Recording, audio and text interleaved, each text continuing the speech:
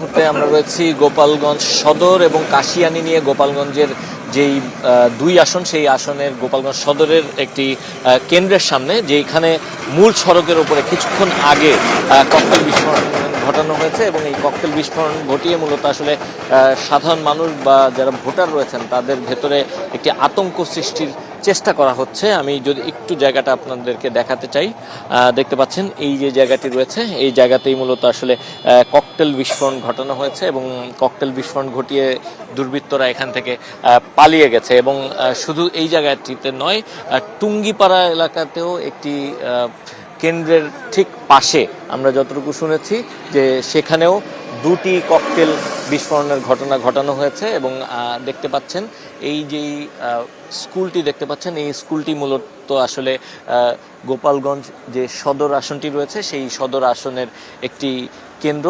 এই কেন্দ্রে আগামীকাল ভোট অনুষ্ঠিত হবে এবং কিছুক্ষণ আগে আমরা যেটি দেখেছি যে এখানে যখন বিস্ফোরণের ঘটনাটি ঘটে, বিস্ফোরণের পরপরই এখানকার যারা দায়িত্বে রয়েছেন, এই ভোট কেন্দ্রের যারা দায়িত্ব রয়েছেন তারা কিন্তু এখানে চলে এসেছেন, তারাও কিছুটা ভীত সন্ত্রস্ত হয়েছেন। তবে এই ঘটনা ঘটার পরপরই কিন্তু ঘটনাস্থলে তাৎক্ষণিকভাবে পুলিশ এসে উপস্থিত হয় এবং পুলিশ এসে প্রয়োজনীয় যে ব্যবস্থা নেওয়া, অর্থাৎ যে ককটেল বিস্ফোরণ ঘটার পরের যে আলামত সংগ্রহ, সেই আলামত সংগ্রহ তারা করেছে এবং আলামত সংগ্রহ করে এখান থেকে তারা পুরো যেই ককটেলের অবিস্ফোরিত যে অংশটুকু রয়েছে সেই অবিস্ফোরিত অংশটুকু নিয়ে গেছে। এই যে কেন্দ্রটি রয়েছে এই কেন্দ্রটি মূলত শহীদ মাহবুব সহকারী প্রাথমিক বিদ্যালয় কেন্দ্র। এটি গোপালগঞ্জ সদর যেই দুই আসন রয়েছে এই দুই আসনের একটি কেন্দ্র। এই কেন্দ্রের ঠিক পাশেই মূলত আসলে এই বিস্ফোরণটি ঘটানো হয়েছে এবং যারা এখানে দায়িত্ব পালন করছিলেন আমরা একটু তাদের সঙ্গে কথা বলতে চাই। যারা যেই সময়ে ককটেল বিস্ফোরণটি ঘটেছে সেই সময় তারা আসলে এখানে অবস্থান করছিলেন এবং আমরা একটু তাদের সঙ্গে কথা বলতে চাই। আমরা এখানে ডিউটি করতেছি, তখন আমরা এখান থেকে দেখি যে হঠাৎ শব্দ উঠছে, তখন ওই রাস্তার দিকে দেখি যে ধোঁয়া ধোঁয়া। তখন আমরা সবাই প্রস্তুতি ছিলাম, তখন আরও একটু বেশি হয়েছি আমরা প্রস্তুতি তো আছি আমরা, কিন্তু তখন বেশি দেখি আমরা।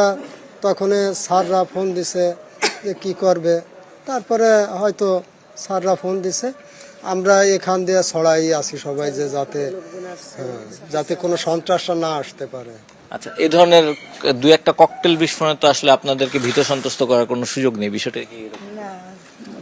না, মনে হয় না। এর জন্য উপর থেকে ফোর্স আসছে, এখন আরো আমাদেরও সতর্ক থাকতে হবে যাতে এরকম দুর্ঘটনা সামনেও আবার হতে পারে, সেই জন্য আমাদের সবার প্রস্তুতি নিয়ে থাকতে হবে। শুনছিলেন এই কেন্দ্রটিতেই আসলে আগামীকাল ভোট অনুষ্ঠিত হবে, কিন্তু যেই ঘটনাটি ঘটেছে তারাও এখন আসলে আরো বেশি সতর্ক হয়েছে যে এই ধরনের অনাকাঙ্ক্ষিত ঘটনা বা অপ্রীতিকর ঘটনা ঘটতে পারে, কিন্তু তারা সে ব্যাপারে প্রস্তুত। এবং আমরা যেটি আপনাদেরকে বলছিলাম যে এই ঘটনাটি ঘটার সাথে সাথেই কিন্তু আইনশৃঙ্খলা বাহিনীর যে স্ট্রাইকিং ফোর্সগুলো রয়েছে বা যে টহল টিম রয়েছে তারাও কিন্তু ঘটনাস্থলে এসে উপস্থিত হয়েছে এবং তাদেরকে অন্তত আশ্বস্ত করছে যে এই ধরনের ঘটনায় যেন তারা বিচলিত না হন বা ভয় না পান। তো এই ছিল আমার কাছে এই মুহূর্তে গোপালগঞ্জ সদরের যেই ভোট কেন্দ্রের সামনে ককটেল বিস্ফোরণের ঘটনা, সে ব্যাপারে সবশেষ।